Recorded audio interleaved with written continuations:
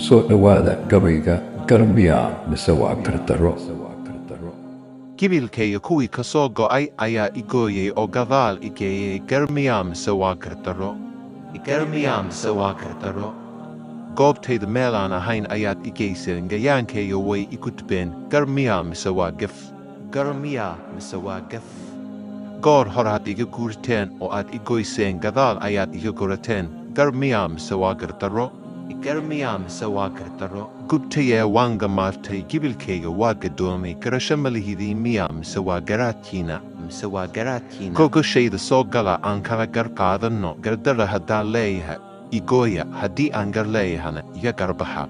Haddii aan gar leeyahay iga garbaxa. Geedkii aad maalin hoostiisa gashid, galad ayuu kugu leeyahay, gacan iyo garab waan waaye, garmiya mise waa kardaro. Garmiya mise waa kardaro. Gurbaan gacalkaaga ha kuu haaya ama garabkaaga ha ku jiro, anigana gacal ii garab midna ma hayo, garmiya mise waa gaf. Garmiya mise waa gaf. Garweynayaalow iyo inta garays helataba yaa geesi ah oo i garab buuxinayo, go'osho ma garataa miya. Garweynayaalow go'osho ma garataa miya. Guntii iyo gabagabadii yaa garaad laho oo aan dugashadaa oo gibilkayga ah ee Gendershe ha garab mari waa gurigaada. Gendershayaalow geesyada oo ismaan garweynow, Gendershe ha garab marina ee waa gurigiina.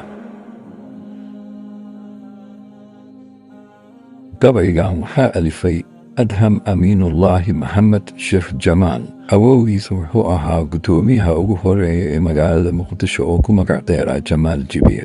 Wuxuu ku dhashay Muqdisho sanadkii markuu ahaa 1967. Dugsiga hoose iyo dhexe wuxuu kaga baxay dugsiga Jamal Abdulnaasir ee degmada Wardhiigley, wuxuuna ahaa dugsi sare macallin jaamacadda degmada Hamarweyne ee magaalada Muqdisho 1985. Wuxuu si hagar la'aan ah aga shaqeeyay ilaalinta taariikhda iyo dhaqanka dadka iyo deegaanka Gendershe.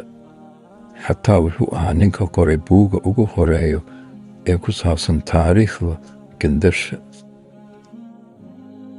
Sanadka markuu ahaa 2019 wuxuu ku geeriyooday isbitaalka Digfaar ee magaalada Muqdisho isagoo ah 52 sano jir. Waxaan Ilaahay ugu baryaynaa inuu qabrigiisa u waasiciyo oo jannada ku aqbalo. Ilaahay ha u naxariisto.